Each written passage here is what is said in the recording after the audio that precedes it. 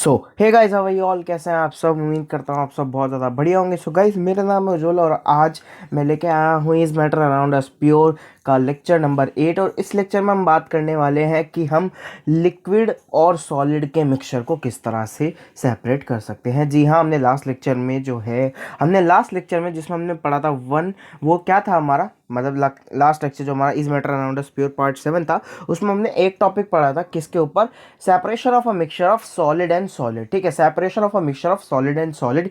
अब हम पढ़ने वाले हैं separation of a mixture of a solid and a liquid. और मैं ये बताऊं, separation of a mixture of a solid and liquid सबसे ज़्यादा बड़ा टॉपिक है, सबसे ज़्यादा इंपॉर्टेंट टॉपिक है। वो इतना बड़ा क्यों है, सबसे ज़्यादा इंपॉर्टेंट क्यों है, चलिए इस वीडियो में बने रहिए, आपको पता चल जाएगा। ठीक है। सो वैसे भी ज़्यादातर जो हमें वो मिलते हैं मिक्सचर, वो सॉलिड और लिक्विड के मिलते हैं। अगर आप कहीं पे भी देखो तो सॉलिड और लिक्विड का ही मिक्सचर मिलता है ज़्यादातर, है ना भाई। बहुत कम होता है कि चीनी और नमक एक साथ मिल जाए। ऐसा कभी होता थोड़ी है चीनी और नमक एक साथ मिल जाए। हाँ, नमक और पानी ज़रूर एक साथ मिल सकते हैं। उन्हें किस तरह से अलग करा जाए भाई, नमक को अब किस तरह पानी से अलग किया जा सकता है, वो सब आज के टॉपिक में पढ़ने वाले हैं। मैं आपको बता दूं कि इसके बाद हम एक वीडियो और कर सकते हैं किसके ऊपर, separation of mixture of a solid and a liquid, क्योंकि इसमें बहुत ज़्यादा टॉपिक हैं, एक वीडियो में वो कवर नहीं हो पाएगा। एक वीडियो हो सकता हो और बनानी पड़ जाए separation of mixture of solid है ना लिक्विड के ऊपर। तो गाइस चलते हैं। सो गाइस, जो हमारा सबसे पहला चीज़ है वो क्या है, separation of mixture of solid and liquid can be taken place by one of the 6 process. देखो यहाँ पे मैंने कुछ 6 प्रोसेस का नाम लिख रखा है। जो हमारा सेपरेशन होता है, सेपरेशन करेंगे हम एक मिक्सचर का, सॉलिड और लिक्विड के जो मिक्सचर है, अगर हम उन्हें सेपरेट करना चाहें तो हमारे पास करीबन करीबन ये 6 जो है ये प्रोसेस हमारे काम आ सकते हैं। हम इन 6 प्रोसेस की मदद से कोई भी आपका मिक्सचर जो है उसे सेपरेट कर सकते हैं। मैं ये नहीं कह रहा हूँ कि दो या तीन प्रोसेस एक ही मिक्सचर पे लगते हैं। हो सकता हो कोई एक ही प्रोसेस से एक मिक्सचर हो जाए। तो जो ये प्रोसेस है उनका नाम है फिल्ट्रेशन। आप फिल्टर करके सेपरेट कर सकते हो सॉलिड और लिक्विड को। फिल्टर का तो मैंने एग्जांपल लास्ट लेक्चर में ही बताया था। जब आप चाय को छानते हो, छन्नी का इस्तेमाल करते हो, तो उससे क्या होता है, जितनी भी आपकी चाय पत्ती है वो छन्नी में रुक जाती है और आपकी जो चाय है वो ग्लास में आ जाती है। फिर जिसमें भी आप उनसे निकालने की कोशिश कर रहे हो तो वो क्या हुआ, फिल्टर होगी ना, वो फिल्टर होगी। तो ऐसे ही फिल्ट्रेशन नाम की एक प्रोसेस है। सेकंड प्रोसेस है हमारी सेंट्रीफ्यूगेशन। सेंट्रीफ्यूगेशन हम इस्तेमाल कर सकते हैं। तीसरा है हमारा इवेपोरेशन। इवेपोरेशन नाम की एक प्रोसेस हम इस्तेमाल कर सकते हैं। अगर आपको इवेपोरेशन नहीं पता है तो मैं आपसे रिक्वेस्ट करूंगा, मैटर इन आवर सराउंडिंग्स में जाके हमने एक वीडियो इवेपोरेशन पे कर रखी है, ठीक है, वो ज़रूर देखना। ठीक है, मैं प्लेलिस्ट ऊपर दे दूंगा, आई का बटन अगर दबाओगे तो ऊपर प्लेलिस्ट आ जाएगी इस मैटर अराउंड, वो मैटर इन आवर सराउंडिंग की। वो मैटर इन आवर सराउंडिंग में जाना और इवापोरेशन पे हमने एक वीडियो कर रखी है, वो खोल के देख लेना। ठीक है। अगर मैं बात करूँ फोर्थ, हमारी जो प्रोसेस है वो क्रिस्टलाइजेशन हो सकती है। फिफ्थ जो है वो क्रोमेटोग्राफी हो सकती है। और जो सिक्स्थ प्रोसेस है हमारी डिस्टिलेशन। ये प्रोसेस हम कुछ यूज़ कर सकते हैं एक सॉलिड को और लिक्विड को सेपरेट करने के लिए। ठीक है। सो गाइस, एक एक हम प्रोसेस उठाएंगे और पढ़ते जाएंगे। ठीक है। सो जो हम सबसे पहले प्रोसेस उठाने वाले हैं वो है हमारी फिल्ट्रेशन, सेपरेशन बाय फिल्ट्रेशन। जो हमारी सबसे पहली हम प्रोसेस उठा रहे हैं वो क्या है, फिल्ट्रेशन से, कि हम किस प्रकार हम फिल्ट्रेशन से अपने सॉलिड और लिक्विड के मिक्सचर को सेपरेट कर सकते हो। सॉलिड और लिक्विड का कोई भी एक मिक्सचर मान लो, जो मिक्सचर आप मानोगे उस मिक्सचर को आप किस तरह सेपरेट कर सकते हो वो हम करके देख लेंगे। ठीक है। तो गाइस स्टार्ट करते हैं हमारा सबसे पहला ये topic, separation by filtration. The process of removing insoluble solid, the process of removing insoluble solids, अगर आप ये देख पा रहे होंगे, the separation of removing insoluble solid from a liquid by using a filter paper is known as filtration. Filter paper आपने अपनी chemistry labs में देखा होगा। ठीक है, नहीं देखा तो कोई ज़रूरत नहीं है, परेशान होने की ज़रूरत नहीं। फिल्टर पेपर कुछ ऐसा कॉर्न के शेप का एक स्ट्रक्चर दे देते हैं हम, पेपर होता है, पेपर ही होता है ना, A4 शीट साइज मान लो, कैसी भी शीट मान लो, ऐसा पेपर का साइज होता है। हम उसे कौन सा शेप दे देते हैं, ऐसा कॉर्न का शेप दे देते हैं ये, और उसे कॉर्न में अटका देते हैं। ठीक है, तो कोई ज़्यादा परेशानी वाली बात नहीं है। ठीक है, by using a filter paper is known as filtration. तो फिल्टर पेपर को इस्तेमाल करते हुए जो हम सॉलिड को लिक्विड से सेपरेट कर देते हैं वो प्रोसेस कहलाती है फिल्ट्रेशन। ठीक है, आपके पास डेफिनेशन भी आ सकती है डिफाइंड फिल्ट्रेशन, तो आप ये डेफिनेशन लिख सकते हो। Filtration is used for separating insoluble substance from a liquid. ठीक है, मान लो कोई चीज़ इनसॉल्युबल है ना, मैंने कहा water plus sand, water plus sand. अब सैंड जो है वो वाटर में सॉल्युबल नहीं है, हम सब जानते हैं। ठीक है, तो जब आप उसे फिल्टर पेपर यहाँ पे लगाओगे तो सारा का सारा सैंड जो है वो यहीं पे रुक जाएगा और आपका पानी जो है वो नीचे आ जाएगा। ठीक है, क्योंकि वो इनसॉल्युबल है ना। तो वही हमारी प्रोसेस यूज़ की जाती है। इसका मैंने एग्जांपल एक तो आपको बता ही दिया है, किसका, सैंड प्लस वाटर का। दूसरा अगर मैं आपको एग्जांपल दूँ तो एक मिक्सचर हो सकता है चॉक और वाटर का।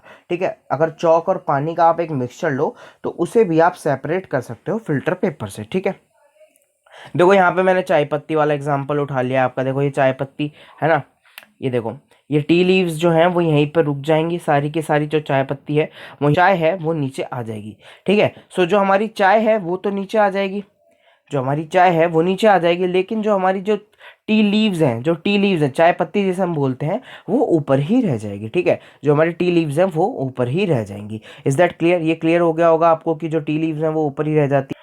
सो गाइज ये टी लीव्स आपके ऊपर ही रह जाएंगे। ये हमारा फिल्ट्रेशन का एक बहुत अच्छा एग्जाम्पल हो सकता है ना भाई। फिल्ट्रेशन में यही तो एग्जाम्पल होता है और ये हमने आपको एग्जाम्पल शो कर दिया है। ठीक है, अब एप्लीकेशन बताओ भैया, फिल्टर पेपर की एप्लीकेशन बताओ, फिल्ट्रेशन की एक एप्लीकेशन बताओ। फिल्टर पेपर की तो एप्लीकेशन मैंने आपको ऊपर ऊपर बता दी, फिल्ट्रेशन की एक एप्लीकेशन बताओ कि फिल्टर करके हमारा कहाँ यूज़ होता है भाई। हमारे लाइफ में कहीं तो यूज़ होता होगा ना फिल्ट्रेशन। तो गाइज आपने अपने घर में आरओ देखे होंगे, वो भी किस बेसिस पे होते हैं, वो भी फिल्टर का ही काम करते हैं ना, जिसे हम फिल्टर भी बोलते हैं। कुछ लोग है ना आरओ ना बोल के उसे फिल्टर बोलते हैं, है ना, कि आपके यहाँ फिल्टर लगा हुआ है क्या, तो वो ये तो काम करता है, फिल्ट्रेशन का ही तो काम करता है। फिल्टर जब उसे हम बोलते हैं तो फिल्ट्रेशन का ही काम करता होगा। सो गाइज जो आपके घर में पानी आ पा रहा है वो किस तरह से आता है भैया, हमारे नगर पालिका में टंकी लगी हुई है, वहाँ से पानी आता है।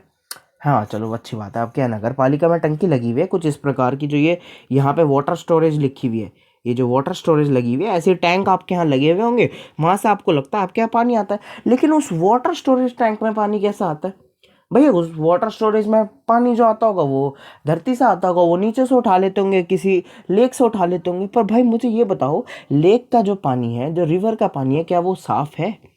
स्पेशली इन इंडिया क्या वो साफ़ है? देखो मैं ये कहीं से भी ये नहीं बोल रहा हूँ कि हमारी इंडिया में रिवर्स, भाई हम सब जानते हैं कितनी गंदी है। तो क्या वो पानी हम पी सकते हैं? नहीं पी सकते ना। तो उस पानी को साफ करना बहुत ज़्यादा ज़रूरी है, उस पानी को साफ करना बहुत ज़्यादा ज़रूरी है। तो हम सीधा लेक का पानी हमारी नगर पालिका की टंकी में नहीं भर सकते ना।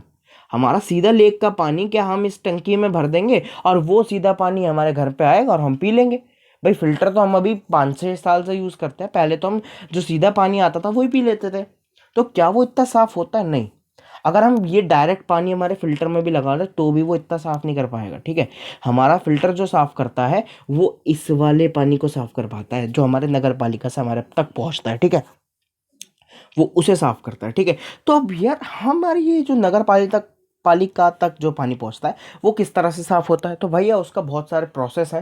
ठीक है, अगर आप डिटेल्ड में पढ़ना चाहो तो इसमें बहुत बड़ी एक आप वो कर सकते हो, स्टडी कर सकते हो। बाकी बहुत अगर छोटे लेवल पे पढ़ाया जाए तो ये सबसे सही लेवल होता है। ठीक है, मतलब ये सबसे सही आपको समझा रखा है। देखो रिवर से या लेक से आपका पानी जो लिया जाता है वो किसी पंप स्टेशन के द्वारा, भाई मोटर से ही तो खींचोगे, तो वो पानी के पाइप से खींचते हुए यहाँ पंपिंग स्टेशन तक लिया जा जाता है। ठीक है, जैसे ही वो पंपिंग स्टेशन से आता है, पंपिंग स्टेशन क्या करता है, उस पानी को सेडिमेंटेशन टैंक में डाल देता है। क्या करता है वो, उस पानी को सेडिमेंटेशन टैंक में डाल देता है। अब सेडिमेंटेशन टैंक में डालने का कारण ये है, मान लो आपके पानी में कुछ ऐसे पार्टिकल्स थे जो बहुत मोटे मोटे, मान लो पत्थर पड़ा था या फिर कोई सैंड पड़ा था या कुछ भी थी, वो तो नीचे बैठ जाएगी। हम सब जानते हैं कि अगर आप पानी में सैंड मिला दो या कोई भी ऐसी सी भारी चीज़ मिला दो जो पानी में इंसॉल्युबल है, वो तो नीचे बैठ जाती है, वो तो भैया नीचे बैठ जाती है, और पानी हमारा जो है वो ऊपर रह जाता है। तो इस सेडिमेंटेशन का काम कुछ नहीं होता है, सीधा इसमें जो पानी आता है वो कुछ देर के लिए इसमें रखा जाता है। अब वो कुछ देर जब आप उस पानी को उसमें रखोगे तो होगा क्या, जो बहुत सारी इम्प्योरिटीज़ हैं, जो बहुत मोटे मोटे पार्टिकल्स हैं, पत्थर हैं, छोटे छोटे तिनके हैं पार्टिकल्स के, जो जो पार्टिकल्स नीचे बैठ सकते हैं वो सब नीचे बैठ जाते हैं। यहाँ आप देख पा रहे होंगे फिगर, अगर आप देख रहे होंगे तो यहाँ सेडिमेंटेशन टैंक में, जिसे हम सेडिमेंटेशन टैंक बोलते हैं, उसमें हमारा बहुत सारी गंदगी जो है वो नीचे बैठ जाती है। अब वो जब पानी नीचे बैठ गई तो हम क्या करते हैं, इस पानी को आगे भेज देते हैं लोडिंग टैंक में, इस पानी को आगे भेज देते हैं लोडिंग टैंक में, और जो बहुत सारी गंदगी होती है वो नीचे ही रह जाती है, जो बहुत सारी गंदगी होती है वो नीचे रह जाती है, और हम इस पानी को लोडिंग टैंक में भेज देते हैं। अब जैसे ही उस पानी को आप लोडिंग टैंक में भेजते हो, उस लोडिंग टैंक में डाली जाती है एलम। एलम क्या होता है भैया, एलम होती है भाई फिटकरी। फिटकरी शायद आपने देखा होगा कभी कभी, जब किसी के पैर में चोट लग जाती है, हाथ में चोट लग जाती है, मांस वास फट जाता है, तो डॉक्टर रिकमेंड्स करते हैं कि पानी में, गर्म पानी में फिटकरी मिलाओ और झाड़ लो। तो वो जो फिटकरी हम यूज़ करते हैं ना, वो पिंक कलर की, वाइट कलर की, वो एक बहुत मोटी सी होती है ना, है जिसे हम सॉल्ट भी बोलते हैं, वो सॉल्ट ही होता है एक तरीका का। हम वो एलम यूज़ करते हैं और एलम को पानी में डाल देते हैं। भैया क्या फ़ायदा होता है, जब एलम आप पानी में डालते हो, फिटकरी आप पानी में डालते हो, तो बहुत सारी गंदगी, बहुत सारी गंदगी जो है उस फिटकरी से चिपक जाती है आके, है ना। होता क्या है, बहुत सारी जैसे आपने एलम डाला तो बहुत सारी जो गंदगी है, फिटकरी है, वो सारी जो है फिटकरी से चिपक जाएगी। अब वो पहले पानी में मिल रही थी, अब वो अगर फिटकरी से मिल जाएंगी तो सारी गंदगी किस पे चिपक जाएगी, फिटकरी पे। और फिटकरी होती है बहुत मोटी, भाई मोटी मोटी डालते हैं तो वो कहाँ हो जाती है, वो नीचे जाके बैठ जाती है, देखो यहाँ पे, ठीक है। जो गंदगी सेडिमेंटेशन टैंक में नहीं आ पाई थी, वो गंदगी इस लोडिंग टैंक में आ जाती है, क्योंकि हम उसमें क्या डाल देते हैं, एलम डाल देते हैं। अब हमने जैसे उसमें एलम डाला तो क्या हुआ, हमारी बहुत सारी गंदगी उस एलम पे चिपकी, उस फिटकरी पे चिपकी, और जाके नीचे बैठ गई। अब जैसे वो नीचे बैठी, हमने क्या करा, ऊपर ऊपर का पानी निकाल लिया, हमने क्या करा, ऊपर ऊपर का पानी निकाल लिया। अब यहाँ तक हमारा बहुत सारा पानी जो है वो साफ हो जाता है। मतलब ऐसा तो है नहीं कि भाई 50% पानी साफ होगा, मतलब जो पानी में है हमारी बहुत सारी गंदगियाँ निकल जाती हैं इस तरीके से। इस तरीके से क्या होता है, हमारी पानी में बहुत सारी गंदगियाँ निकल जाती है, फिर भी कुछ सैंड के पार्टिकल्स रह जाते हैं, जो बहुत छोटे छोटे सैंड के पार्टिकल्स नहीं होते, वो रह जाते हैं। भाई मोटी मोटी गंदगी तो हमने सारी निकाल दी, लेकिन अभी भी मिट्टी रह गई है, कुछ ना कुछ जो छोटी पतली पतली सैंड होती है ना, वो रह जाती है। वो कहाँ निकलती है, वो निकलती है इस फिल्ट्रेशन टैंक में। हमारा पानी जाता है सीधा फिल्ट्रेशन टैंक में, और जब ये पानी हम फिल्ट्रेशन टैंक में डालते हैं तो फिल्ट्रेशन टैंक में, मान लो मैंने ये फिल्ट्रेशन टैंक बनाया, तो फिल्ट्रेशन टैंक में होती है 3 लेयर। जी हाँ, 3 लेयर होती हैं उस फिल्ट्रेशन टैंक में, ठीक है। जो फर्स्ट वाली लेयर होती है वो होती है फाइन सैंड की। उसमें क्या होता है, जो हमारी फाइन सैंड है वो आके वहाँ पे रुक जाती है। दूसरी वाली लेयर में क्या होती है, दूसरी लेयर होती है कोर्स सैंड की। उसमें क्या होता है, हमारी कोर्स सैंड जो होती है वो आके उसमें रुक जाती है। और तीसरी वाली होती है हमारी ग्रेवल की, ठीक है। उसमें हमारी जो ग्रेवल सैंड होती है वो आके उसमें रुक जाती है, ठीक है। उससे क्या होता है, हमारी बहुत सारी जो गंदगी है वो यहाँ तक निकल जाती है, ठीक है। बहुत सारी गंदगियाँ, बहुत सारी मिट्टियाँ, रेत, जो कुछ भी है वो इस टैंक में रुक जाता है, और हमारा जो पानी है वो आगे चला जाता है। अब होता क्या है भाई, हमारा पानी अब हो चुका है साफ़, उसमें ना तो कोई मिट्टी है, ना कोई रेत है, ना कोई पत्थर है, ना कोई डले हैं, ना कुछ भी नहीं है, उसमें कुछ भी गंदगी नहीं होती है। लेकिन अभी भी उसमें बैक्टीरिया, फंगस वगैरह की चीज़ें हो सकती हैं, ठीक है। बैक्टीरिया वगैरह हमारे पानी में हो सकते हैं। तो जब हमारा पानी यहाँ पे आता है, जिसे हम बोलते हैं क्लोरीनेशन टैंक, हम क्या करते हैं, हम क्या करते हैं, इस पानी में अपनी क्लोरीन की गैस छोड़ देते हैं। इस पानी में हमारे क्लोरीन की क्या छोड़ देते हैं, क्लोरीन की गैस छोड़ देते हैं। भैया क्लोरीन की गैस क्या करती है, क्लोरीन की गैस क्या करती है भाई, क्लोरीन की गैस हमारे पानी को साफ कर देती है। उसके अंदर प्रेजेंट बैक्टीरियाज जो हमारी बॉडी के लिए हार्मफुल हो सकते हैं, हमारी बॉडी के लिए हार्मफुल जो बैक्टीरिया हो सकते हैं, उनको हमारी क्लोरीन की गैस मार देती है, ठीक है। अब बहुत सारी भी नहीं छोड़ी जाती, बहुत सारी छोड़ देंगे तो हमारी बॉडी के लिए भी हार्मफुल हो सकती है, लेकिन इस अमाउंट में छोड़ी जाती है कि जो उसके प्रेजेंट बैक्टीरिया हैं वो सारे मर जाते हैं।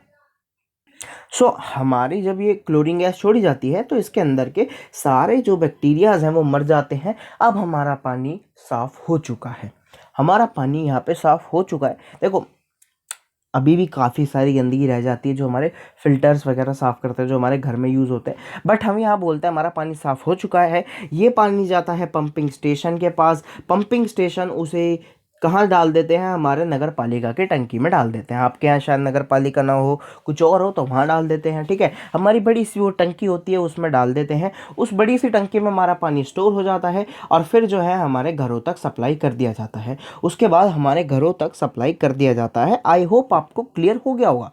मैंने एक एक चीज़ आपको समझाई कि पहले पानी पाइप के थ्रू पंपिंग स्टेशन में आता है, फिर वो सेडिमेंटेशन टैंक में जाता है, सेडिमेंटेशन टैंक से वो लोडिंग टैंक में जाता है जहाँ बहुत सारी गंदगियाँ जो है वो हम हटा देते हैं, इम्प्यूरिटीज़ हटा देते हैं। जो बचती है हमारी कुछ गंदगी, रेत वगैरह है ना, सैंड बचता है, वो हमारे फिल्ट्रेशन टैंक में सब साफ़ हो जाता है। बाकी हमारा पानी जाता है फिर क्लोरीनेशन टैंक में। क्लोरीनेशन टैंक में हमारी जो है बैक्टीरियाज को किल किया जाता है। जो भी हमारे पानी में बैक्टीरियाज हैं या कोई भी ऐसी चीज़ जो हमारे लिए हार्मफुल हो सकती है, वो क्लोरीन गैस क्या करती है, ज़्यादा से ज़्यादा उसे साफ़ कर देती है। और फिर वो पानी जाता है पंपिंग स्टेशन में। पंपिंग स्टेशन उसे चढ़ा देता है वाटर स्टोरेज टैंक में। जैसे ही वो वाटर स्टोरेज टैंक में उसे चढ़ाते हैं, वो हमारा जो वाटर स्टोरेज टैंक होता है हमारे घरों तक इस पानी को सप्लाई कर सकता है। हमारे घरों तक इस पानी को क्या करता है, वो सप्लाई कर देता है। हमारे घर घर तक इस पानी को सप्लाई करता है। ठीक है भाई, ठीक है। ये तो बात हुई जो हमारे सिलेबस में। अगर मैं आपको कहूँ, अगर आपको असली में पढ़ना है तो भाई इतने कम तरीके भी नहीं होते हैं। ठीक है, अब बहुत लोग क्या है इसकी डिटेल स्टडी भी करते हैं, है ना। आप हाई लेवल पे जाओगे तो आपको मिलेगा ये फिल्ट्रेशन, पर एक अलग ब्रांच हो जाती है। ठीक है, एक अलग ब्रांच हो जाएगी। उसमें अगर आप पढ़ोगे तो आपको ज़रूर मिलेगा काफ़ी सारी चीज़ें जो यूज़ की जाती हैं। जैसे आज के टाइम पे नए नए आरओ डिज़ाइन हो रहे हैं। ठीक है, जिसे हम बोलते हैं reverse osmotic cup, reverse osmotic नाम की चीज़ यूज़ होती है ना। अच्छे अच्छे आरओ आ रहे हैं, यूवी रेज उसमें डाली जाती है ताकि हमारा पानी और साफ़ हो सके। ठीक है, वो आपके सिलेबस से बाहर है, लेकिन अपने इंटरेस्ट की बात है। अगर कोई पढ़ना चाहे, ठीक है, तो फिल्टर यूज़ करके काफ़ी सारी चीज़ें हो जाती है ना। अब मैं ये नहीं बताऊंगा कि कैंट आर ओ यूज़ करो या कौन सा आर ओ यूज़ करो, बाकी आपकी मर्ज़ी है। ठीक है, तो देखो यार, ये मैंने सब यहाँ पे लिख रखा है। आप चाहो तो इसे एक एक बार रोक के वीडियो को पॉज करके पढ़ सकते हो। मैंने जो बताया वो यही है, बस मैंने हिंदी में बता दिया, इन्होंने कुछ इंग्लिश में ज्ञान दे रखा है ना। इन्होंने थोड़ा इंग्लिश में ज्ञान दे रखा है, मैंने आपको हिंदी में बता दिया। देखो, ये पहला सेडिमेंटेशन टैंक के बारे में बता रखा है। दूसरा इन्होंने बताया है कि हम फिटकरी क्यों यूज़ करते हैं, फिटकरी डालने से क्या होता है, हमारे जो पार्टिकल्स होते हैं क्ले वगैरह के, वो नीचे बैठ जाते हैं। ठीक है, तीसरा उन्होंने बताया कि फिल्ट्रेशन टैंक में हमारा पानी पहुँचाया जाता है। चौथा इन्होंने बता रखा है कि हम क्लोरीनेशन का इस्तेमाल करते हैं ताकि हमारे जो जर्म्स हैं या बैक्टीरिया हैं वो सारे मर जाते हैं। ठीक है, लास्ट में हमारा जो क्लीन पानी होता है वो पहुंचा दिया जाता है पंपिंग स्टेशन तक, और पंपिंग स्टेशन उसे बाकी जो करना चाहे वो कर सकता है। ठीक है, तो ये तो बात थी हमारा एप्लीकेशन फिल्ट्रेशन की। तो फिल्ट्रेशन की एप्लीकेशन समझ में आई भाई। फिल्ट्रेशन की एप्लीकेशन बहुत अच्छी है ना। तो फिल्ट्रेशन की एप्लीकेशन आपको क्लियर हो गई है। सो फिल्ट्रेशन के एप्लीकेशन क्लियर होने के बाद अब हम चलते हैं हमारे नेक्स्ट प्रोसेस की ओर, और नेक्स्ट प्रोसेस है हमारा सेंट्रीफ्यूगेशन। सेंट्रीफ्यूगेशन क्या है भैया?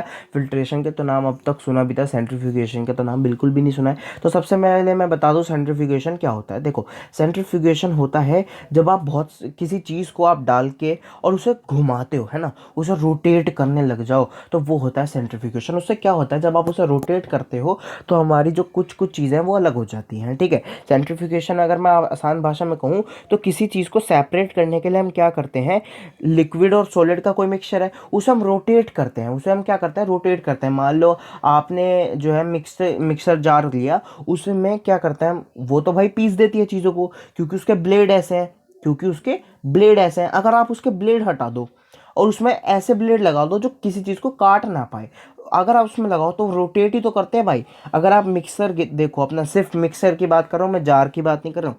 अगर आप मिक्सर देखो तो उसके ऊपर एक ऐसी चीज़ होती है जो रोटेट करती है, तो वही ये चीज़ यूज़ होती है सेंट्रीफ्यूगेशन में। सेंट्रीफ्यूगेशन एक ऐसा प्रोसेस है जिसमें आप चीज़ों को रोटेट करके उसे सेपरेट करते हो। इसका एक अगर मैं बहुत ही अच्छा एग्जांपल दूँ आपको, तो आपने वॉशिंग मशीन में कभी कपड़ों को ड्रायर होते हुए ज़रूर देखा होगा, ठीक है ना। तो जब हम कपड़े को ड्रायर होते हुए देखते हैं तो भाई क्या कपड़े कैसे किस तरह ड्रायर होते हैं, भैया कोई एक चीज़ होती है वो घूमती है और हमारे जो कपड़े हैं उसमें से पानी अलग हो जाता है। क्या ऐसा नहीं होता भाई? बिल्कुल।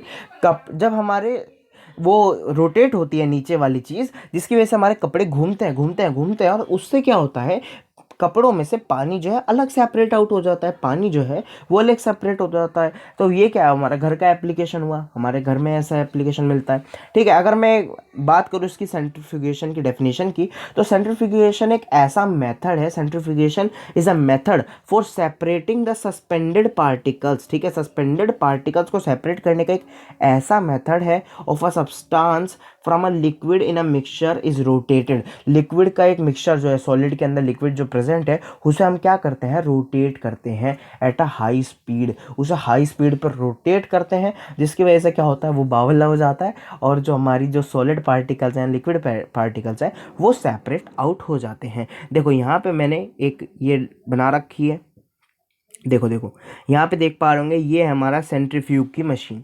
ये कैसी है हमारी सेंट्रीफ्यूग की मशीन? देखो ये क्या होती है, रोटेट करती है। जब ये रोटेट करेगी तो होगा क्या, जो भी चीज़ इसके साथ रोटेट करेगी वो इसे क्या करती है, उसे सेपरेट कर देती है एक दूसरे को, ठीक है। ये पढ़ो, this is a centrifuge, this is a centrifuge, the lid of a centrifuge has been opened to show the inside details. इसकी इनसाइड डिटेल्स दिखाने के लिए इसे हटा दिया गया है। We can see the 4 centrifuge tube holders. यहाँ पे हम क्या करते हैं, ट्यूब अप्लाई करते हैं। देखो ये 4 होल्डर्स हैं, है ना, ये क्या है, 4 होल्डर हैं सेंट्रीफ्यूग के।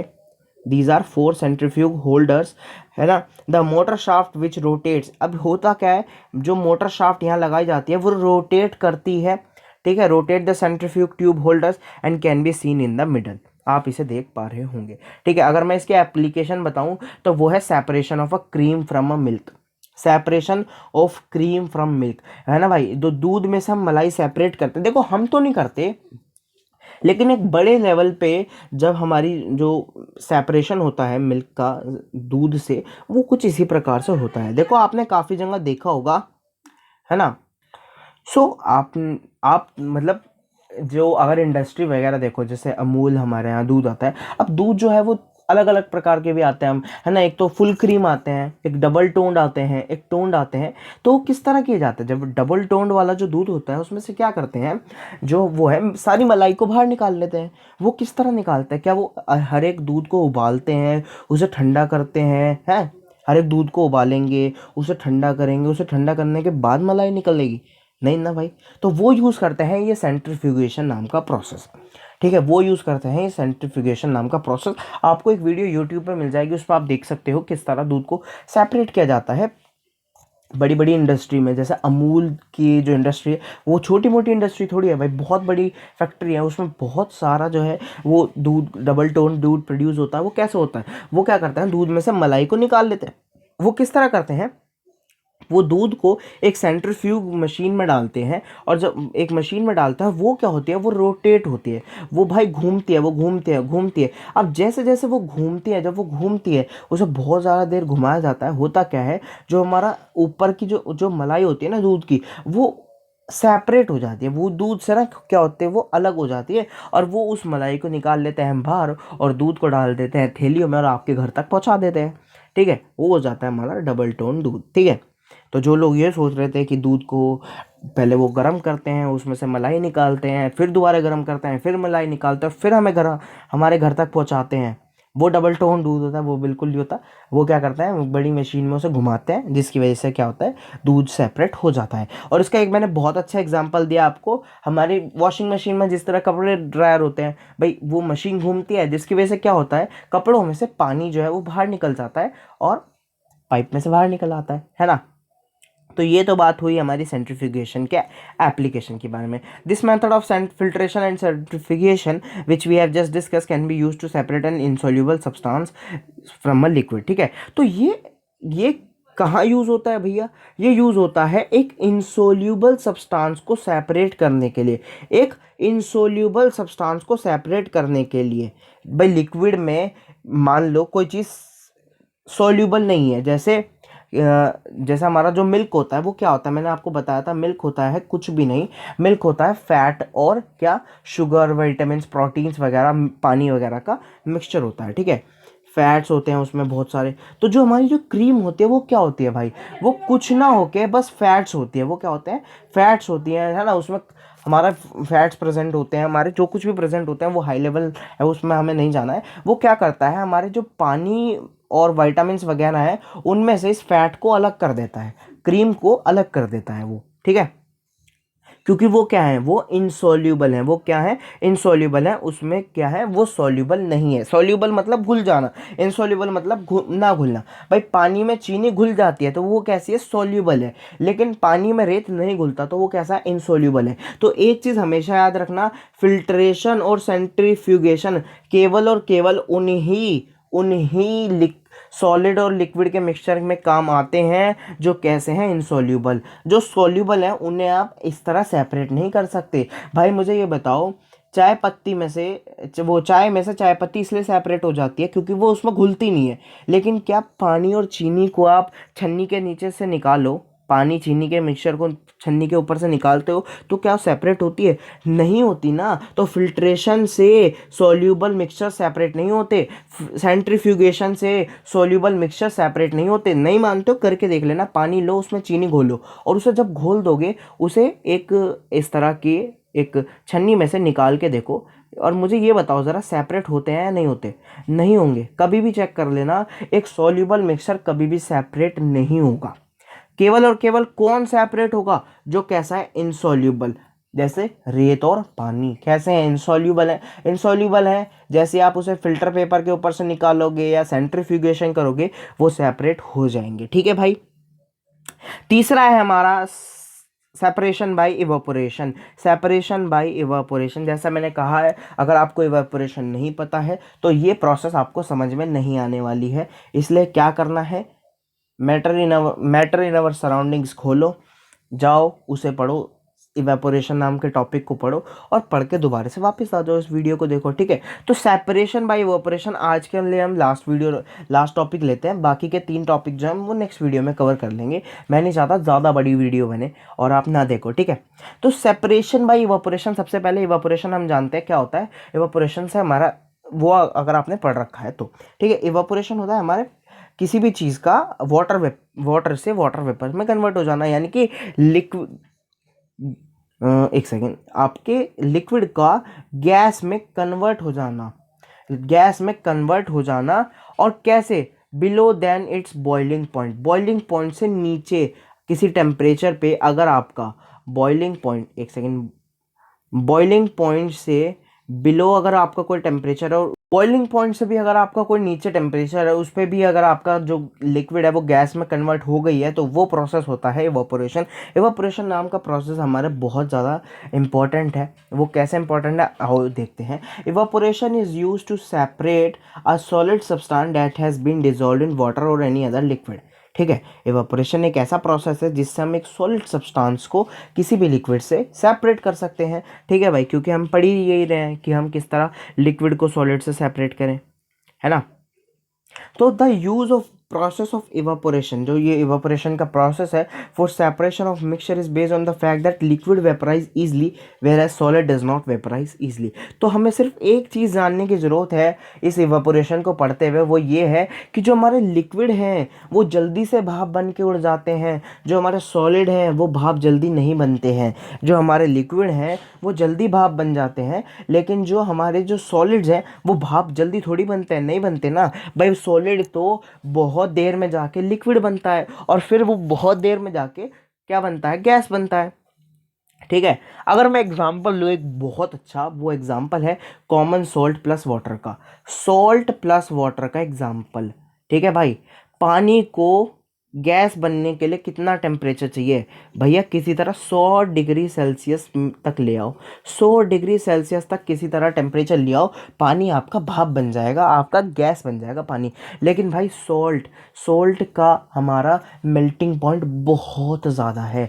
सॉल्ट को सॉलिड से लिक्विड करने में बहुत ज़्यादा टेम्परेचर लगता है, बहुत ज़्यादा टेम्परेचर लगता है। इसलिए हमारा सॉल्ट जो है वो लिक्विड में कन्वर्ट नहीं होता। लेकिन लेकिन हमारा जो ये पानी है वो गैस में बन के उड़ जाता है, वो भाप बन के उड़ जाता है। तो देखो क्या किया गया, देखो ये प्रोसेस में हुआ क्या, हमने कॉमन सॉल्ट प्लस वाटर का एक सॉल्यूशन लिया।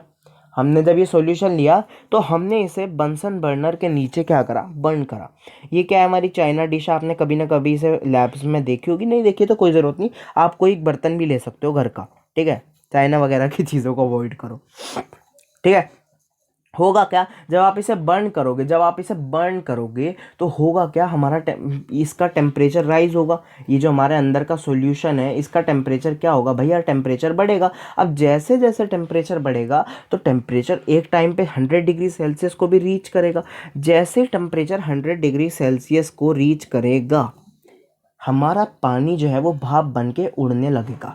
धीरे धीरे करके हमारा सारा का सारा पानी, धीरे धीरे करके हमारा सारे का सारा पानी क्या, हाँ, भाप बन के उड़ जाएगा। सारा का सारा पानी भाप बन के उड़ जाएगा और हमारे इस बर्तन में बचेगा तो बचेगा क्या, केवल और केवल कॉमन सॉल्ट। क्या बचेगा, केवल और केवल सॉल्ट। तो भैया हो गया ना सेपरेशन, हो गया सेपरेशन। कैसा सेपरेशन हो गया, ये कैसा लिक्विड था भाई, सॉल्ट प्लस वाटर कैसा मिक्सचर है, सॉल्यूबल है ना, सॉल्यूबल मिक्सचर है। तो आपने सॉल्यूबल मिक्सचर को भी सेपरेट कर दिया, कैसे प्रोसेस के द्वारा, इवापोरेशन नाम के प्रोसेस के द्वारा। कैसे प्रोसेस के द्वारा, इवापोरेशन नाम के प्रोसेस के द्वारा। तो the process of evaporation is used on large scale to obtain common salt from sea water. हम सब जानते हैं हमारे जो पानी है, हमारा जो सी वाटर है वो पीने लायक नहीं है, क्योंकि उसमें बहुत सारा नमक है। उसमें क्या है, बहुत सारा नमक है। अब भाई उस पानी को साफ़ करना बहुत ज़्यादा ज़रूरी है। तो पानी से नमक बनाने का प्रोसेस, ये इवापोरेशन यूज़ किया जाता है। पानी को नमक बनाने, पानी से नमक निकालने का प्रोसेस यूज़ किया जाता है, ये इवापोरेशन नाम का प्रोसेस यूज़ किया जाता है, ताकि हम अपना जो नमक है उसे अलग कर सके पानी से। तो हमारा दो काम हो जाएगा भैया, पानी भी यूज़ हो जाएगा, है ना, हमारा जो सी वाटर है वो भी यूज़ हो जाएगा, क्योंकि अब वो क्या है, उसमें से नमक निकल चुका है, और हमारा सोल्ट भी काम आ जाएगा हमारे घर में, है ना। तो दो फायदे हुए भाई, नहीं हुए। तो नेचर ने हमारे दो फायदे कर दिए, लेकिन थोड़ा सा दिमाग लगाना था, इस प्रोसेस को यूज़ करना था, है ना। तो ये जो प्रोसेस है ये लार्ज स्केल पे यूज़ होती है, हम इसे नहीं यूज़ कर सकते। कभी आप सोच रहे हो कि हम खुद यूज़ करने लग जाएं, हम नहीं यूज़ करते। जो परमिशन है या फिर जो गवर्नमेंट हमारी करती है वो ही इसे यूज़ कर सकती है, ताकि हम कॉमन सॉल्ट बना सके, ठीक है। सो गाइस, ये था आज की वीडियो में, और आज की इस वीडियो में हमने 3 टॉपिक के बारे में पढ़ा। कौन कौन से टॉपिक पढ़े, हमने फिल्ट्रेशन पढ़ा, हमने सेंट्रीफ्यूगेशन पढ़ा, हमने इवापोरेशन पढ़ा, ठीक है। तो ये 3 टॉपिक्स को हमने कवर कर लिया है। बाकी जो 3 टॉपिक हैं उन्हें हम जल्दी ही नेक्स्ट वीडियो में कवर कर लेंगे। फिलहाल के लिए सिर्फ इतना ही कहूँगा, अगर वीडियो पसंद आए तो लाइक करो, चैनल को सब्सक्राइब करो, अपने दोस्तों के साथ वीडियो को शेयर करो, ठीक है। कुछ भी चीज़ हो कमेंट करो, किसी भी चीज़ पे वीडियो चाहिए कमेंट करो, ठीक है। बस लास्ट पे नहीं कहूँगा, अपना ध्यान रखो, keep calm, study well, all the very best for everything. Bye bye, love you all, stay positive.